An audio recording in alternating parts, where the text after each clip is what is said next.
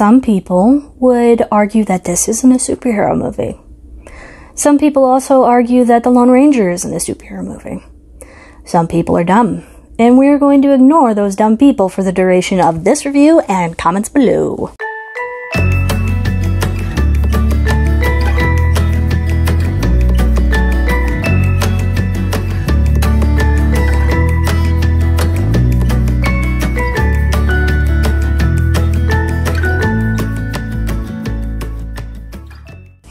Oh, but he can't be a superhero if he's an animal from a video game. Right, well, let's get this book out of literal facts that people choose to ignore, or the dictionary, whatever you want to call it. Super. Aha! Super. An individual who usually possesses extraordinary, dare I say, superhuman abilities relative to the common man. These individuals dedicate themselves to protecting the public. Okay, so reading that, what does he do? I'm using it to protect my friends. How does he do it?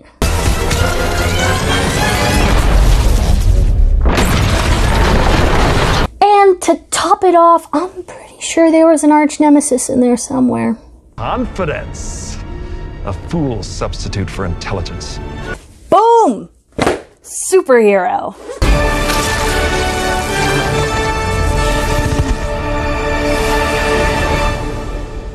I feel like I need to address the elephant in the room, at least my room, which is the pre-film screening kerfuffle. That with a fuffle? That's with two uffles. That surrounds this film. For those of you who live under a rock or just generally don't know because you're not interested in this stuff, but mostly living under a rock, when Sonic's original design was released in the trailer, to be kind, people were not happy about it. I mean, there's unrest, burning of homes, running in the streets, writing angry emails because people don't write letters anymore. I mean, memes abound. It was a big, huge mess, to the point where there is a big campaign to get it changed. And to everyone's surprise, it did. The production company said, "We've heard your voice, and we're going to change it for you." I'm gonna put on my tinfoil hat metaphorically here and go, I still don't totally believe that that's what they did. You know, that is an excellent marketing ploy. But I'm protected because I made this hat from aluminum foil. It also gave people on the internet the misconception that if they complain about something hard enough, then something actually is going to change because they're right and someone's wrong. And in the toxic fan culture we have right now, it's not the best, log to throw on that fire. Moving on. Foil hat aside, let's go to our first scene. So, I know what you're thinking. Boo! Why is that incredibly handsome hedgehog being chased by a madman with a mustache from the Civil War? You know a movie is going to be filled to the brim with cliches when you start it off with one of the biggest ones. I mean, they didn't even give the movie a second to breathe before throwing that bad boy in there. Let's back up. Just boo, I say boo. They're gonna have to do something really, really good to compensate for this just blatant clichéness. What the hell is that? And I wanted to bring you this. Why is Diddy Sonic so cute? Just look at him. His big eyes and his fluffy hair. He is so adorable. He gives you diabetes. Wow. That has got to be the quickest parental death in a kid's movie I've ever seen. Yeah. See? I knew Disney would give it a run for its money, but man, Longclaw is just axed off super quick. And you still feel bad for the character, but she's gone so quickly, it's like, alright, let's just move this shit out of the way. Goodbye, Sonic. No!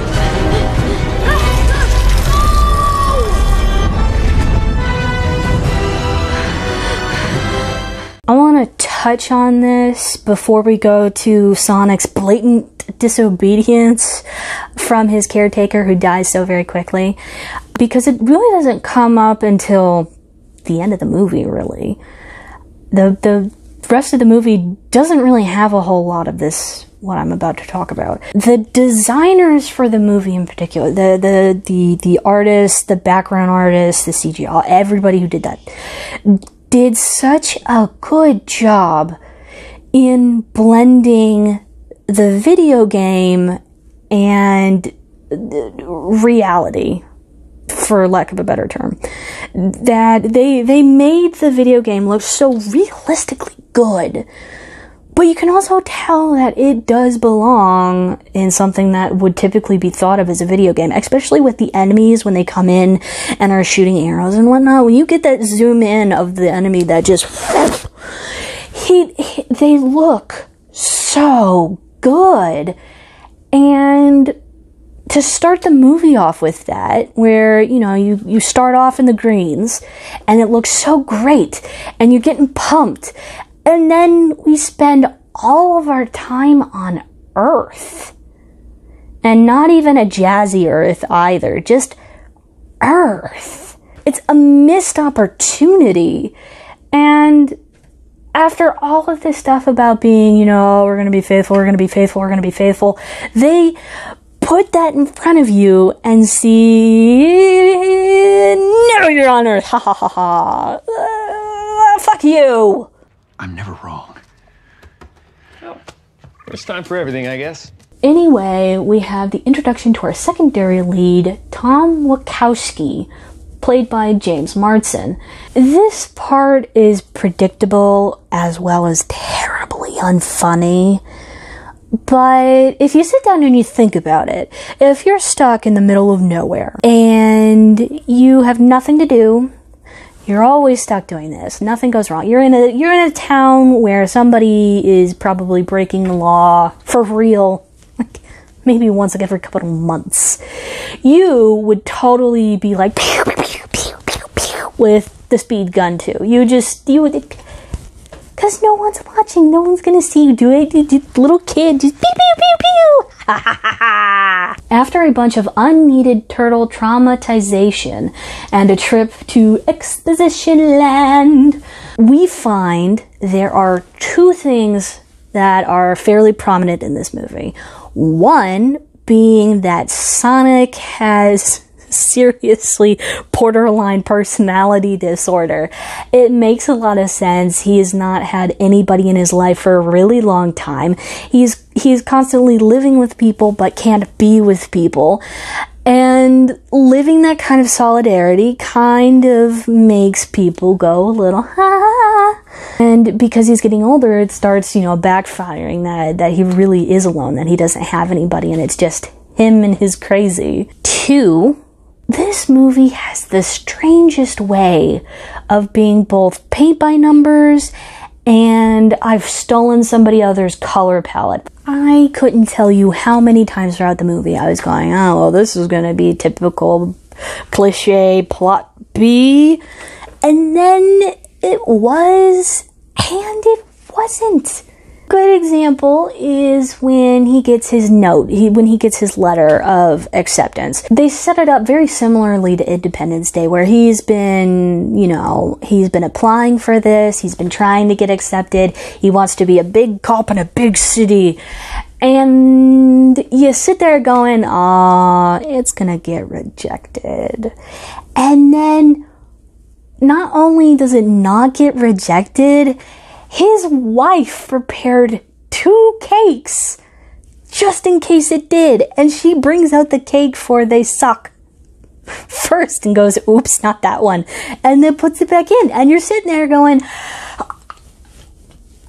well played, movie, well played.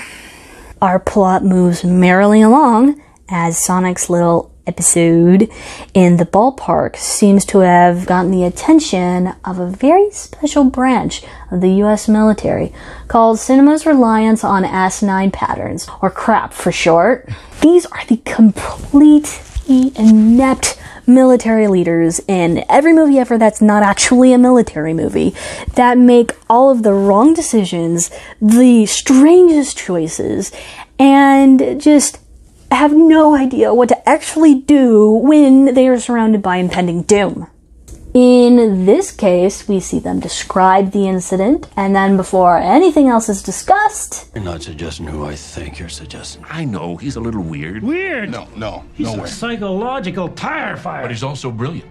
5 PhDs, IQ off the charts, and his drone tech is revolutionary. You're sure he can handle this? He has a perfect operations record. Remember the coup in Pakistan? No. Or the uprising in Azerbaijanistan? It's not even a country. Exactly. And you can thank Robotnik for that. I can't believe you're bringing that freak into this. Neither can I. But we have no choice. That happens. They bring him in, and they talk about him like a last resort, but they didn't try anything else. In fact, they didn't even let the military personnel they've already sent to the site do their job before bringing him in. They don't let anything happen before, "Nope, yes, let's bring Robotnik in. Yup. Are you in charge here? Yes, I Nope. am. Wrong. I'm in charge. Is Me. Major Ben charge.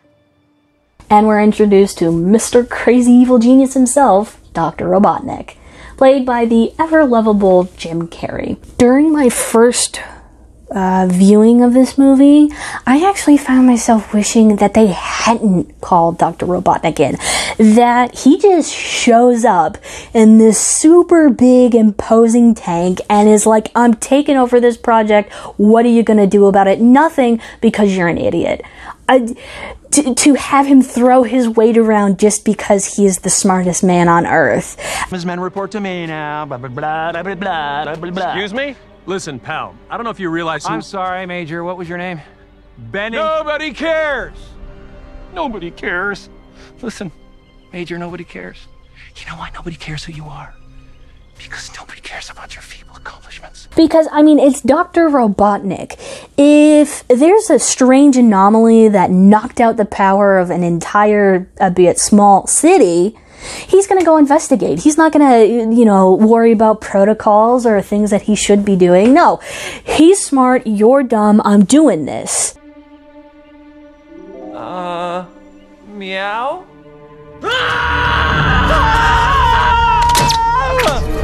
First interaction we have between our two main leads, and it involves someone getting shot with a gun.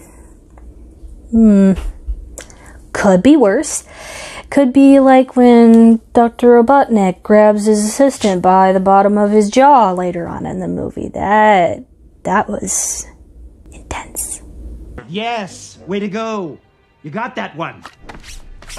The next few scenes are basically hijinks and trailer fuel, complete with bad puns, a forced explanation of why this movie exists in the first place, and a bar fight. Let me point out that all of that, I have nothing to say about it except for the severe inconsistencies on how fast Sonic actually moves. In the bar scene, everybody's still, like completely 100% still, and they spend way too much time setting up the joke for it to be funny at the end. Later in the movie, we see that people can still be moving. And in the situation where we see that the people are moving, Sonic would be moving fast enough so they weren't, because that makes more sense, because lives are on the line. I didn't like it, so I'm gonna nitpick at it. Moving right along. They should be right about... Oh yeah, the unnecessarily overthought super tank is like that on the inside too. God, I love super smart characters. They always come up with the coolest eye candy. I mean, everything he has sleek lines, oozing, dripping, evil, ominous atmosphere. Even the holographic paneling and the colors they choose and how they choose to do it and everything like that is so good. It's like they took Tony Stark and cranked him up about 50%, which, if you're up on your IQ knowledge, makes a lot of sense. Gary's performance during this whole thing, I have a love-hate relationship. On the one hand, I think he does an excellent way of playing a character like Robotnik. If you've ever met someone with a seriously high IQ, like I mean high IQ, they do have this kind of, I'm smarter than you and I literally cannot comprehend anything at your level kind of smart to them. I personally know someone who has a extremely high IQ, and there's an IQ gap for everyone, where you have tolerance of people until a certain point and then they're too dumb for you to tolerate. Robotnik has a IQ level that is impossible. Where I start having reservations about the performance is the general aggression that he shows towards literally everyone else, even his assistant. Pin yourself to the wall. You know, I won't miss you when you're gone. I know Robotnik he's a bad guy, and he's not the cuddliest fellow. And I mean, you know, he has some like Marvel DC like shit moments in the comics, but sometimes it feels like he's getting a little too physically aggressive with people. After this whole chase scene, Sonic gets hurt again and is passed out again. And this gives the movie an opportunity to reintroduce Tom's wife, who, I don't know, decided that she just didn't want to be in the movie the whole time. Oh, catch me, Georgia. Maddie is the strong female character that I really like to see on screen. She has a firm grasp on her femininity, but she also isn't compromising of her morals and personal views. She loves her husband, she stands behind him, she is not wavering in whatever she thinks needs to be done, to the point where, because her sister doesn't agree, they tie her down in the living room in a chair. And this is so... The whole time after they do this, they're doing their conversation with Sonic and having all of that stuff, and her sister is tied up in the living room, just having as casual conversation as she can have, being a captive in her own home. And her daughter is just like, yay! Her daughter is also the cutest thing on the planet, and when she gives Sonic the new shoes, No one's ever given me a gift before.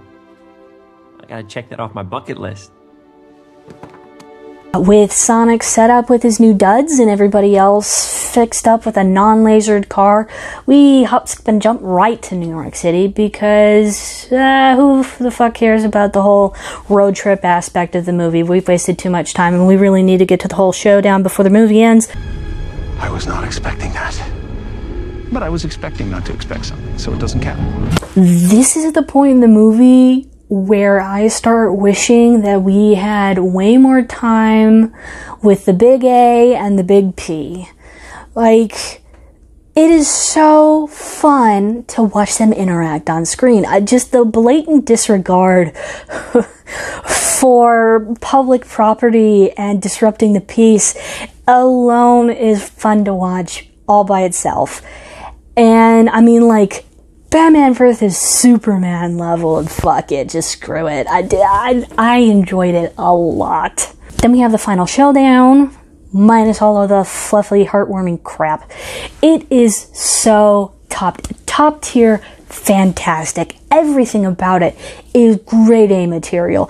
The lights, the effects, the angles, the cameras, the characters, the scene where you get to see Sonic in Robotnik's goggles, and like you can see the lightning just kind of splitting between quills in his hair, and everything about it is so good. It's so good. Now you've done it. Guess what, Eggman? I'm not leaving Earth. You are. Then we have more, I have a home, this is my home, I'm gonna defend it, cliche. Ugh.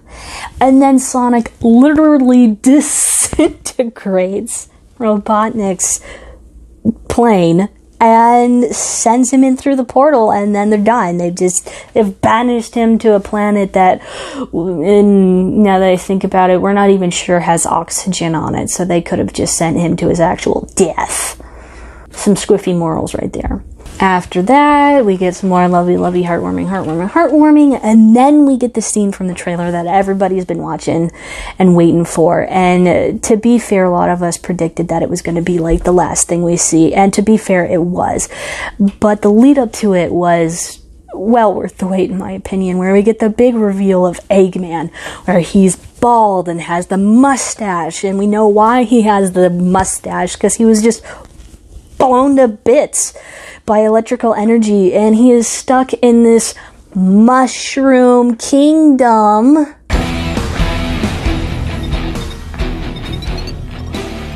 If these readings are accurate, he's here. I found him. I just hope I'm not too late.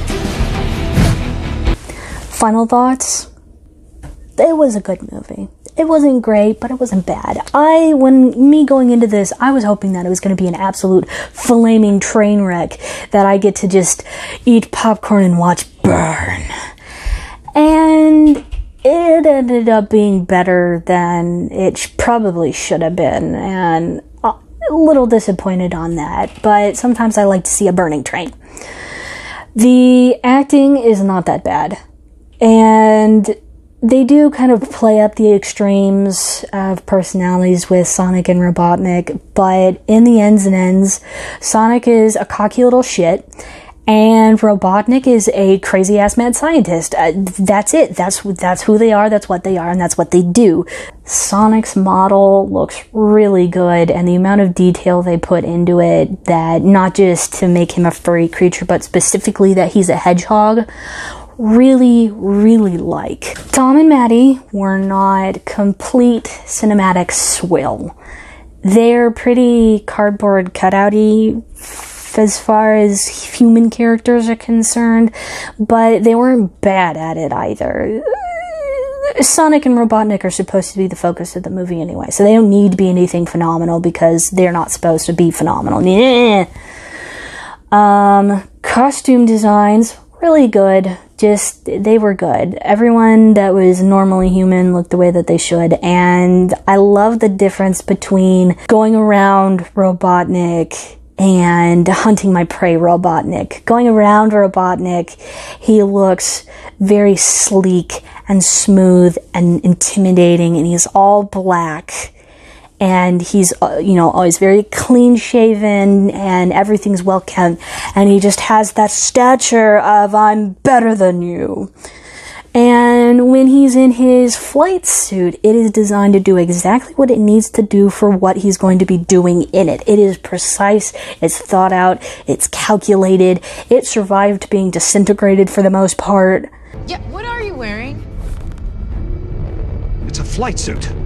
Designed to modulate my body temperature and reduce drag. Yeah, and yet you still are one. Ooh, good one. It's a good movie if you just want to sit down and hang out. No real cares to be had for the day. Just sit down and veg. So, stay safe, stay sweet, and remember... Ah! I just thought you might like a latte with steamed Austrian goat milk. What do I look like, an imbecile? Of course I want a latte. I love the way you make them!